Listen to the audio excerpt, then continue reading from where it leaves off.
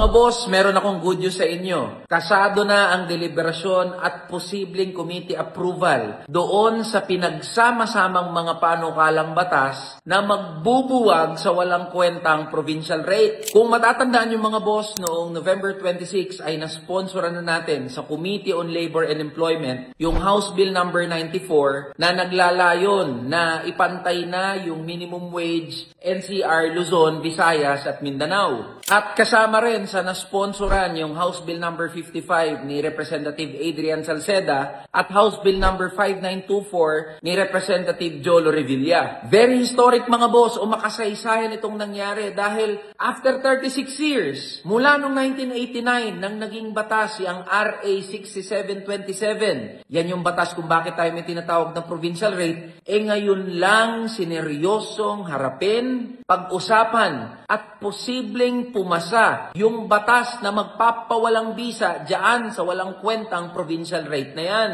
At naging posible ito mga boss dahil sa walang kapaguran natin na pag-iingay, pangangalampag at pagkilos. Ngayon mga boss, kailangan ko po uli ng tulong at pakikiisa ninyo. Sa December 10 ay sasalang na sa Committee Deliberation and Possible Approval yung Consolidated Bill o pinagsama-samang mga panukalang batas na magbubuwag sa provincial rate. Kailangan po natin mga boss na ipakita at ipadama na malakas at napakainit ng suporta ng mga manggagawa at ordinaryong Pilipino dito sa panawagan natin na buwagin na yung walang kwentang provincial rate na yan. So paano tayo magtutulungan dito mga boss? Hinihikayat ko po ang bawat isa na kumuha ng letrato kung saan meron kayong hawak na placard o papel, kung saan nakasulat yung lugar kung saan kayo nakatira at may kadugtong na against provincial rate. Halimbawa niyan, Cavite against provincial rate, Bulacan against provincial rate, Cebu against provincial rate, Baguio against provincial rate. At kung saan kayo nakatira, mga boss, pwede rin kayong gumawa ng video kung saan pinapakilala nyo ang inyong sarili at lugar kung saan kayo nakatira.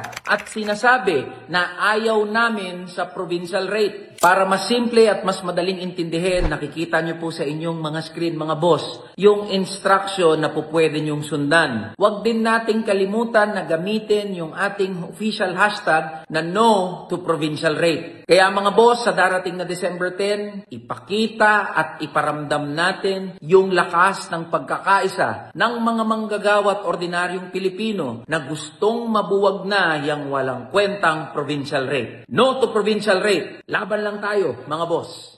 Tara na, kamanggagawa.